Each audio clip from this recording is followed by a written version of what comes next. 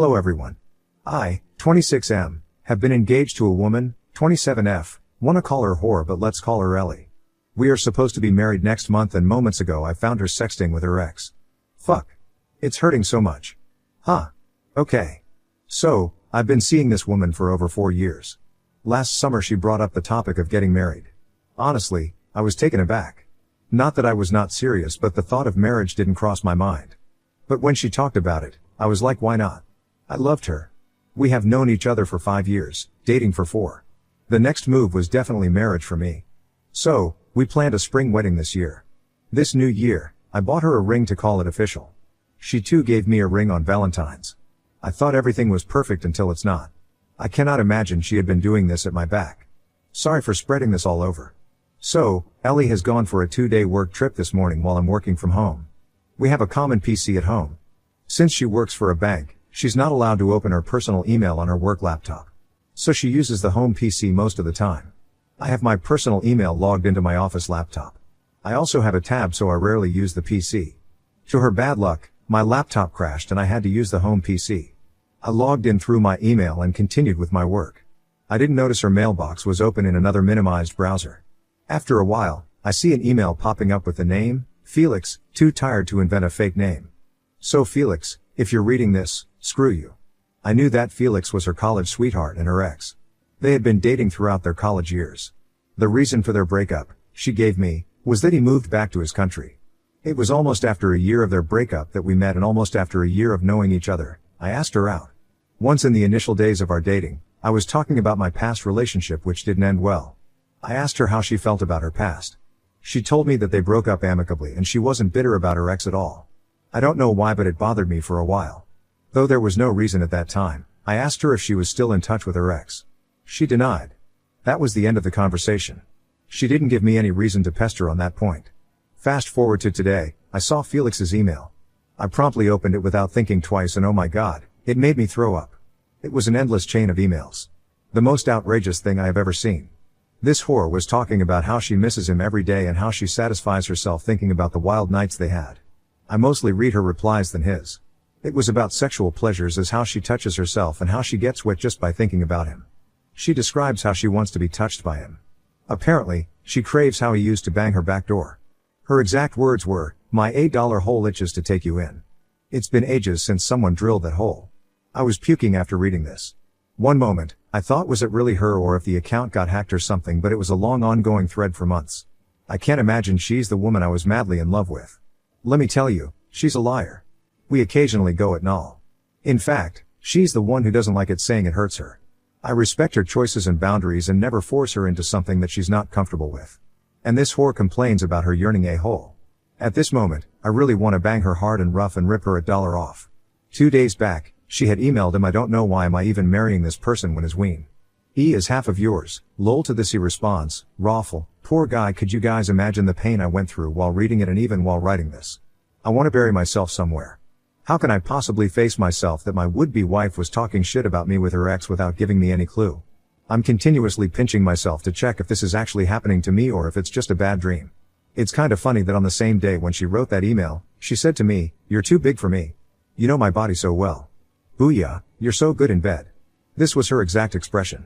Men don't forget these compliments, I tell you. Does this mean she was lying to me? Before this question comes up, let me clarify, there has never been any problem in bed. She says she doesn't have a large appetite and we do it mostly 2 to 3 times a week. She goes for 2 days work trip every 6 months and she comes horny. I look forward to satisfy her after that. I really don't know what to do, or how to react. Should I wait for her to return and have a confrontation before making any decision, or should I just ghost? Honestly, there's so much rage inside me right now. I feel like smashing everything and burning down the house. I have not spoken to anybody yet. Not my family or my friends. I'm getting married next month. What do I even tell these people? That my would-be wife was sexting her ex while lying naked with me. I want to chase her down wherever she is, slam the screen on her face, and ask her for an explanation. Has anyone been in this kind of situation before? How did you deal with this man? I'm freaking out. Edit, I'm turning insane. My emotions are just so volatile. It's like a wave. One moment, I think I should wait for her to come. Another moment drives me crazy and I want to vanish in thin air. Shit, I haven't moved from this chair for the last 2 hours, ever since I discovered the cheating whore. I guess I have wasted enough time just thinking about this situation. It's time for action. Update 1. Hello, thanks fellas.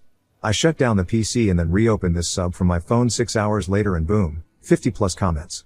Sorry for not being able to reply to each one of you, but I want to thank all of you who made an effort to read my Mambo Jumbo story and comment/advice. Some of you picked up on me saying I was never engaged. How could I call her my fiancée? I don't know what social structure you guys follow, but in our case, since we were about to get married and we exchanged rings, I considered myself to be engaged. People asking me if there were any red flags. No, HLL no. No red flags at all. She was the one who brought up the topic of marriage. In the last 4 years of dating, there was not a single sign or deceit. It was a perfect relationship. That's what she made it look like. That's the reason I was so much in shock. My first relationship also ended with my girlfriend cheating on me, but it wasn't a shocker because she displayed the red flags all open. I caught her cheating at her very first instance. Hence, in this relationship, I always kept my eyes and ears open. Talking about updates, so yeah, like most of you suggested, I ghosted. There was nothing left to be confronted after reading those long threads of emails. I want to thank the user EagleKing47 for a kicker suggestion. I downloaded the email and forwarded it to my phone. Though I didn't need any evidence, yet never hurts to have it in my back pocket. You know, in case. So, I printed it and kept it as a backup. Here comes the action. First, I changed the locks of the house. Called up my manager and told him about the crisis. Not in detail. Just at the surface level that I had to call off my wedding. He sort of understood and gave me 2 weeks time to have my shit together. Packed my stuff. Booked a cheap motel for a month. Got a discounted rate because of the long stay. Next, I packed all her stuff and sent it to storage. I kept the storage receipt at the door. She syncs her contacts and photos on her Gmail. I deleted all of them. We had a joint account where we were putting in money for our wedding. I took out my share, which was like 70%.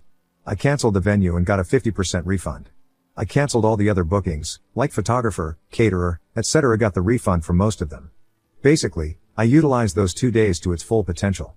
In these 2 days, she texted and called me as usual, but my ghosting had already started. I didn't block her yet. I wanted to see how she reacts to all these. If at all, she figures out. There was a series of messages from her in those 2 days. You know, I lost all my contact from my phone. All the photos are gone. I guess my phone has malfunctioned.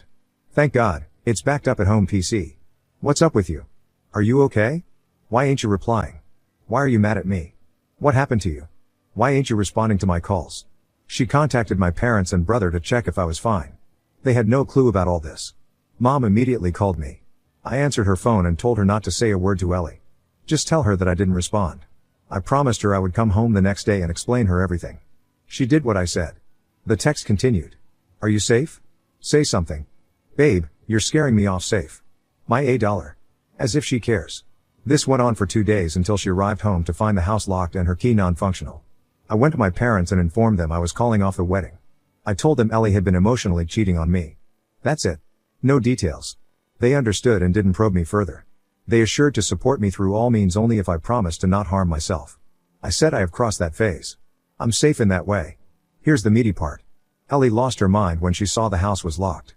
She got the storage paper at the doorstep. It was signed by me. Quite predicted, she relentlessly bombarded my phone with her calls and voicemail. What the hell happened? Are you at home? Why did you do this to me? Did you find someone else? After making fun of me with her ex, she had the audacity to turn it around me and question if I was cheating on her. It was kinda satisfying to see her going through waves of emotions. Her texts and voicemails said so. One point, she started begging, baby, why are you doing this to me? I love you. We're gonna get married next month. Whatever issue you have, we can surely resolve. Then another moment, she goes, you're a coward and juvenile. Son of a bitch. You are no man. You chose to hide. I know you have been fucking behind my back. She was projecting her insecurities on me. When she eventually realized that I had deleted her contacts and her pictures and whisked out my share from the joint account, she got crazy. She turned explosive and that's when I blocked her. She has already hurt me enough. I didn't want to take any more abuses from her. People mentioned in the comments that I dodged a bullet. Indeed, I did. Phew. I've been living at the motel until I figure out what next. Thank God the wedding invite was not out yet. Sending a cancellation would have been another hassle with so many questions and explanations. I haven't got a call from any of her family members, friends, or acquaintances. I have not shown her emails to anyone yet, but I have kept them safe. I have blocked her from everywhere. I have exited all the groups where we are a part of. Thanks for all the comments. Last day I was worse. Today is no better. But lighter than that day. I hope to come out of this. Thanks. Update 2. Hello all, it's been a while since then. starting from where I left. After being denied entry into the house, she thought I was inside. She banged the door and window and only stopped when the angry neighbors came out to shut her up. She then shows up at my workplace. I had predicted her move. Hence I took a break. I informed the reception that any visitors who came for me should know that I was on sabbatical for the near future. Ellie left a note for me at the reception. It read, "You can't hide from me, son of a bitch. I'm gonna hunt you down and rip you apart." I was flabbergasted at her shamelessness. After what she had done to me, she had the balls to write such things for me. It boiled my blood and I wanted to hunt down her cheating $1 and rip it apart. But I knew it was her move. She deliberately wrote that. She's a manipulative bitch and knows how to use her words to play with others' emotions. I took a deep breath and talked out myself from this thought. All these were making me crazy. So I called my manager and asked him if I could work remotely instead of sulking in the bed the whole day. He approved it and told me to take the work easy. I worked remotely for a month. The motel was at the remote corner of the town. I intentionally chose a secluded place. I didn't want to see any known faces. After locking myself for a couple of days, I stepped out. Roamed around in the nearby woods and an abandoned lake. It was a sort of nature therapy. I thought I was making progress until the wedding day arrived. Not everyone remembered, but some of my close friends and relatives did remember that the wedding was around the corner and there was no invite. Slowly, I informed my close friends about it. They were equally shocked. None of them saw it coming. My best friend had spent the most amount of time with us. I asked him to tell me honestly if he ever felt that Ellie wanted to ride her ex or in general she was harboring this kind of hatred for me. He said he thought her to be a perfect wife material woman. Now I don't know if we are a fool or if she's a player to hide it so well. It was after weeks that I was talking again about that cheating whore. I thought it would help the remaining bit of me to move on, but no, it made me more miserable. One more thing. We had booked our honeymoon to Alaska. When I was canceling the other wedding stuff, I tried canceling this too, but it was non-refundable. The trip was uninsured, so I left it that way. So, I decided to go for it. However, I was worried about Ellie following me here because she too had the details of the trip itinerary. You never know, she could also think of relaxing her mind through this trip. But I had deleted her inbox. Yay, the booking was done by my account, so there's no way for her to access it from her end. So, here I am. Sitting in a cozy cabin amidst the Alaskan scenic beauty and writing about my miserable life. I hope it ends here and I leave all my worries and insecurities in this dense wood. Update 3, life is funny. Guess whom do I bump into? Yes, my ex, Ellie. She did follow me here because she couldn't find me anywhere in the city. The encounter was spooky at least the first 30 seconds. I was loitering around the deserted landscape and from a distance, I saw a woman approaching me. I didn't think too much about it. As she came near, I realized she was Ellie. It was so funny and frustrating at the same time. What could I do? I cannot run away from her. The only sensible thing to do was walk away. But she ran and stopped me. I said I don't want to talk. She kept yelling that she searched for me everywhere in the town. Left me a note at my office to pinch on my vulnerability. Took a flight to Alaska as a guesswork only to be confirmed at the hotel that I had checked in.